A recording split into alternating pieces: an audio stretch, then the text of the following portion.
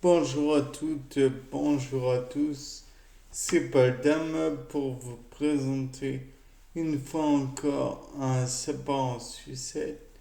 Et aujourd'hui, je me suis demandé un petit truc après avoir été sur un chemin oui, c'est une forêt aménagée. Et donc, je me suis demandé si on pouvait prendre un morceau de bois. Là, je pense que c'est un morceau de hêtre. Ouais, ça doit être ça. C'est du être ou du avoir. Enfin bref, toujours est-il que le être. Et donc, dans ce être, est-ce que si je... Bon, il est un peu friable et décomposé. Si je plante des graines dedans et que je laisse ce morceau de être dans dans un endroit humide, obscur, est-ce que ça va germer? Parce que quand on y pense, la graine, pour germer, a besoin d'obscurité puisque on n'a jamais vu de graines plantées ailleurs que dans la terre. Or, dans la terre, s'il y avait de la lumière, ça saurait. Et le fait est que c'est en état d'anoxie, anaérobie, anoxie, oui, anaérobie. De plus, le fait est que le bois en question est trempé, bien trempé, humide, enfin bref, et il se désagrège. Donc, le développement des racines au détriment du morceau de bois sont possibles.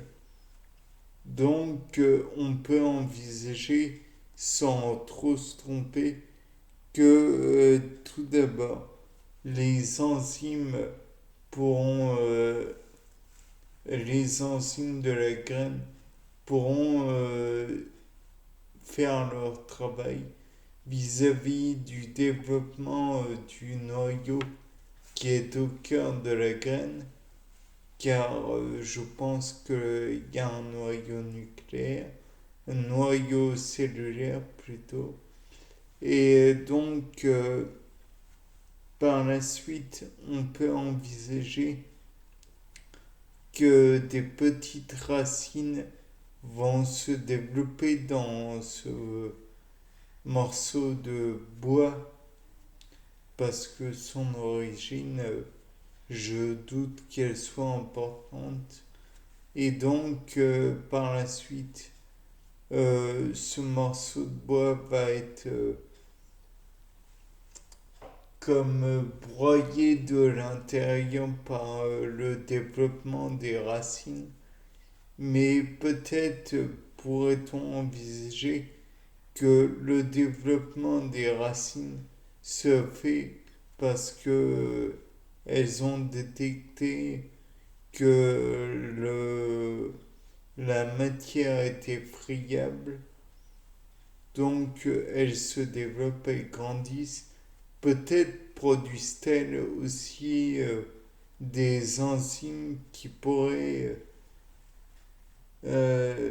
comment dissocier la matière végétale en décomposition, puisque les racines auraient goûté, entre guillemets, à la matière en question, et peut-être pourrait-elle aussi estimer la profondeur à laquelle elles peuvent aller pour que comment dire, les racines puissent bénéficier tout de même d'un maximum de nutriments sans pour autant être modifiés et aller à l'air libre et donc se développer un peu trop et devenir des chloroplastes, enfin des cellules vertes, donc des chlorocytes, peu importe. Toujours est-il qu'à la fin, le morceau de bois pourra servir de repas, je ne sais comment dire, et le végétal aura conquis toute le morceau de bois via les racines et vont sortir des petits rameaux qui vont donner par la suite des branches, un tronc aussi petit soit-il. Et je pense qu'on peut estimer que cela donnera un arbrisseau qu'il faudra replanter en terre pour qu'il puisse bénéficier de d'autres nutriments, bien qu'on puisse envisager de le mettre dans du marc de café qui apportera lui aussi des nutriments, euh, ou alors le mettre dans du marc de thé ou de maté comme je l'avais dit je crois précédemment. Et à mon avis,